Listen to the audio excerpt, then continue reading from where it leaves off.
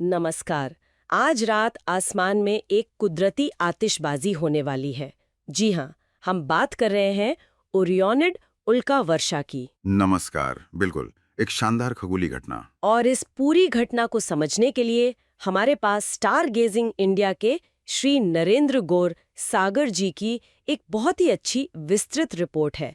तो आज हम इसी रिपोर्ट के जरिए इसकी तह तक जाएंगे। हाँ, ये रिपोर्ट काफी जानकारी देती है इस बारे में। हमारा मकसद बिल्कुल साफ है, समझना कि ये ओरियोनिड्स क्या हैं, इनका वो मशहूर हैली धूमकेतु से क्या रिश्ता है, और सबसे जरूरी, जैसा कि स्टार गेजिंग इंडिया की रिपोर्ट बताती है, इन्हें देखने का सबसे अच्छा तरीका क्या है। जी। और देखिए, इस साल मौका वाकई में बहुत बढ़िया है। रिपोर्ट यही कह रही है कि दिवाली का समय नजदीक है और चांद लगभग गायब रहेगा आसमान से, मतलब बिल्कुल अंधेरी रात। हाँ, ये सबसे बड़ा फायदा है इस बार। तो बिना किसी चांदनी की रुकावट के शहर की धूल और रोशनी से दूर एक साफ नजारा मिल सकता है। बिल्कुल, एक प्रदूषण मुक्त आतिशबाजी कह सकते हैं। तो चलिए शुरू करते हैं फिर। स्टार गेजिंग इंडिया की रिपोर्ट के अनुसार ये ओरियोनिड उल्का वर्षा आखिर है क्या, और इसे देखने का सबसे सही वक्त कब बताया गया है रिपोर्ट में। हाँ, तो देखिए, स्टारगेजिंग इंडिया की रिपोर्ट बिल्कुल स्पष्ट करती है कि ये जो उल्का वर्षा है, ये दरअसल हैली धूमकेतु, जो हेलिस कॉमेट कहलाता है, उसके पीछे छोड़े गए मलबे, मतलब धूल और बर्फ के छोटे-छोटे कणों का नतीजा है। अच्छा, हैली धूमकेतु का मलबा। जी। हमारी पृथ्वी जब सूरज का चक्कर लगाते हुए इस मलबे के रास्ते से गुजरती है, तो ये कण हमारे वायुमंडल में आते हैं और जल उठते हैं। वही हमें उल्काओं की तरह दिखते हैं। और जहां तक समय की बात है, तो रिपोर्ट के हिसाब से इसका पीक टाइम, मतलब चरम समय, 20 और 21 अक्टूबर की रात है। 20 और 21 अक्टूबर। हाँ, और रिपोर्ट में खास तौर पे कहा गया है कि 21 अक्टूबर की सुबह, मतलब आधी रात के बाद, करीब 2 बजे से लेकर भोर होने तक का समय सबसे अच्छा है। सुबह 2 बजे से भोर तक?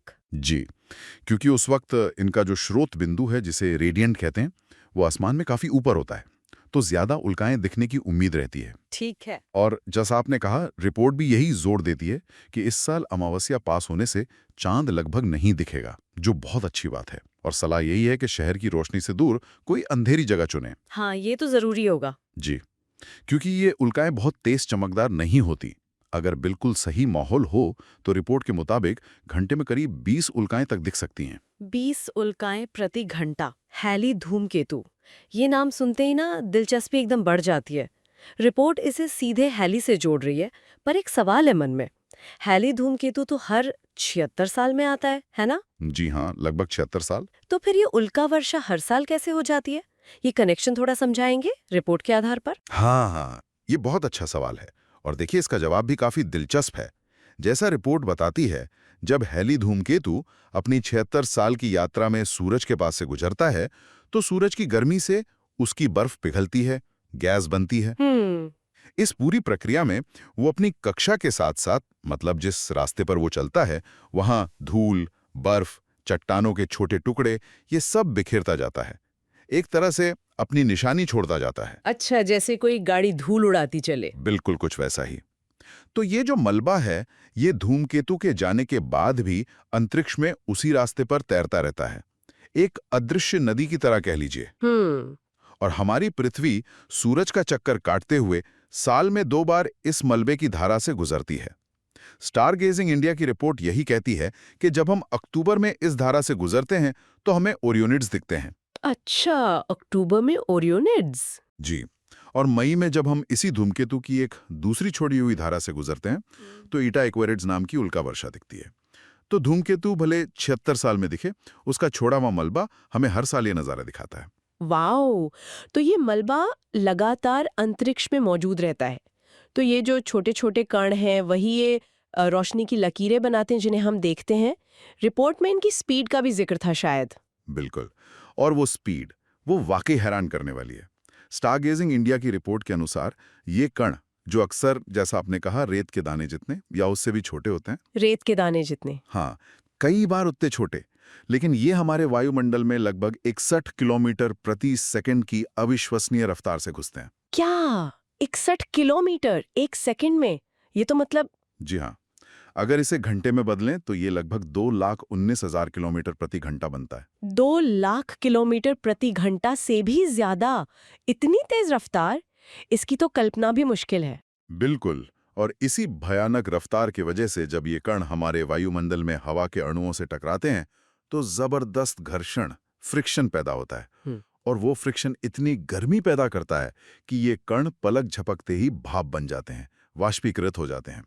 इसी प्रक्रिया में जो ऊर्जा निकलती है वो हमें रोशनी की एक चमकदार लकीर यानी टूटता तारा बन के दिखती है। अच्छा। और रिपोर्ट में एक और दिलचस्प बात है कि अगर कोई कण थोड़ा बड़ा हो, मान लीजिए मटर के दाने जितना, तो वो और भी ज्यादा चमकीला हो सकता है और तब वो एक आग का गोला या फायरबॉल जैसा दिखता है आसमान में। फायरबॉल, वाह! ये सोचना ही कितना कमाल का है कि रेत का एक छोटा सा कण इतनी तेजी से आकर इतना शानदार नजारा बना सकता है। अच्छा, तो फिर इन्हें देखने के लिए आसमान में कहाँ देखना चाहिए? रिपोर्ट में वो ओरियन तारामंडल का जिक्र है ना, जिसे मृगुमंडल भी कहते हैं। जी हाँ, स्टार गेजिंग इंडिया की रिपोर्ट बिल्कुल सही इशारा करती है ओरियन तारामंडल की तरफ, जिसे हम मृगशीर्ष या मर्गमंडल भी कहते हैं। ये रात के आसमान में आसानी से पहचान में आ जाता है, वो 3 तारों की बेल्ट वाला तारामंडल। हाँ हाँ, वो बेल्ट तो दिखती है। जी, तो रिपोर्ट के मुताबिक इन उल्काओं का जो रेडिएंट है, मतलब वो बिंदु जहां से ये आती हुई लगती हैं, वो ओरियन के कंधे के पास जो लाल सा तारा है, बेटलजूस। बेटलजूस, हाँ, आद्रा नक्षत्र। बिल्कुल, आद्रा नक्षत्र उसके पास होता है। लेकिन यहाँ एक बहुत जरूरी बात है जिस पर रिपोर्ट जोर देती है। क्या? वो ये कि उल्काओं को देखने के लिए सीधे उसी रेडिएंट पॉइंट को घूरते रहने की जरूरत नहीं है, बल्कि उसके आसपास का जो बड़ा एरिया है आसमान का, उस पर नजर दौड़ाना ज्यादा फायदेमंद है। अच्छा, सीधे उस बिंदु पर नहीं देखना। हाँ, क्योंकि होता ये है कि उल्काएं रेडिएंट से निकलती हुई तो लगती हैं, पर वो असल में पूरे आसमान में कहीं भी दिख सकती हैं। बिल्कुल। और कई बार रेडिएंट से थोड़ी दूर जो उल्का दिखती है, उसकी लकीर ज्यादा लंबी और साफ होती है। तो मतलब एक जगह फोकस करने के बजाय पूरे आसमान को जैसे एक स्क्रीन की तरह देखना है? बिल्कुल सही।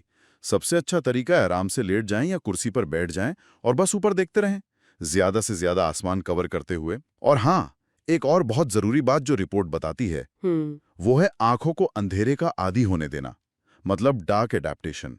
हमारी आंखें पूरी तरह अंधेरे में एडजस्ट होने में कम से कम 30 मिनट से 1 घंटा ले सकती हैं। ओहो, 1 घंटे तक? जी, तो बाहर निकलकर फौरन उल्काएं ढूंढने लगेंगे तो शायद निराशा हो। थोड़ा सब्र रखना होगा। एक बार आंखें सेट हो जाएं, फिर हल्की उल्काएं भी दिखने लगेंगी। जैसा मैंने पहले कहा, स्टारगेजिंग इंडिया की रिपोर्ट का अनुमान है कि अच्छी अंधेरी जगह पर घंटे में करीब 20 दिख सकती हैं। शहरों में तो ये संख्या बहुत कम हो जाती है। ये आंखों को आदी होने देने वाली बात तो बहुत जरूरी है। अच्छा, यहाँ से बात और भी दिलचस्प हो रही है। रिपोर्ट में सदियों पुराने ऐतिहासिक मुशाहिदात का जिक्र है, मतलब इन्हें देखे जाने के पुराने रिकॉर्ड्स। बिल्कुल। और यही बात इस पूरी घटना को एक अलग ही गहराई देती है। स्टारगेजिंग इंडिया की रिपोर्ट इस बात पर रोशनी डालती है कि ये ओरियोनिड्स कोई आजकल की बात नहीं है।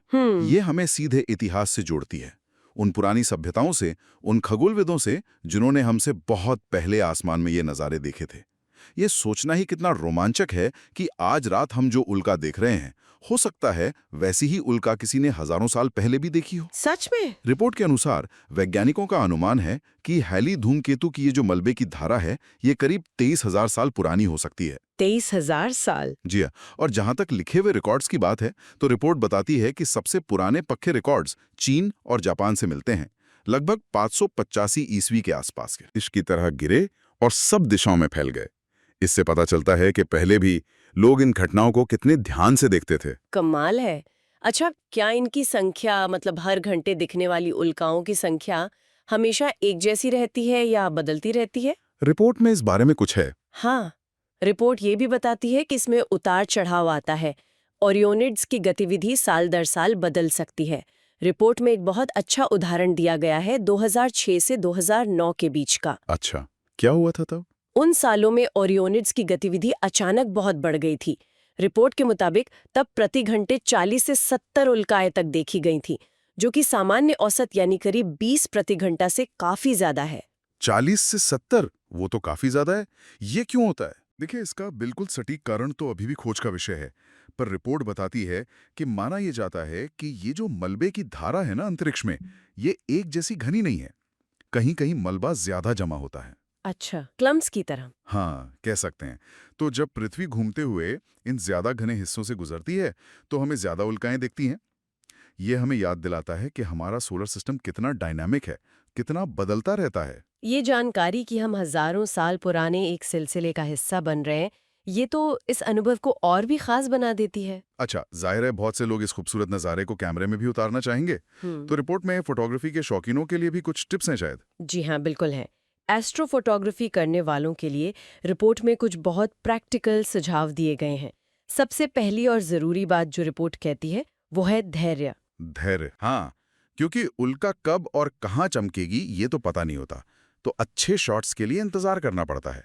रातों रात शायद परफेक्ट तस्वीर ना मिले। सही बात है। और तकनीकी तौर पर तकनीकी तौर पर स्टारगेजिंग इंडिया की रिपोर्ट के अनुसार सबसे पहले एक मजबूत ट्राइपॉड चाहिए, क्योंकि हमें लंबे समय तक शटर खुला रखना है, तो कैमरा बिल्कुल हिलना नहीं चाहिए। लॉन्ग एक्सपोजर के लिए जरूरी है। दूसरा, एक वाइड एंगल लेंस, मतलब जिसका व्यू चौड़ा हो, जैसे 14 mm, 20 mm या 24 mm, वो बेहतर रहता है। इससे आसमान का ज्यादा हिस्सा फ्रेम में आता है और उल्का के पकड़े जाने की संभावना बढ़ जाती है। ठीक है। और कैमरा सेटिंग्स? सेटिंग्स के लिए रिपोर्ट ये सुझाव देती है। पहला, अपर्चर पूरा खोल दे, मतलब सबसे छोटा f नंबर जो आपके लेंस का हो, जैसे f1.8 या f2.8, इससे ज्यादा रोशनी अंदर आएगी। ठीक है।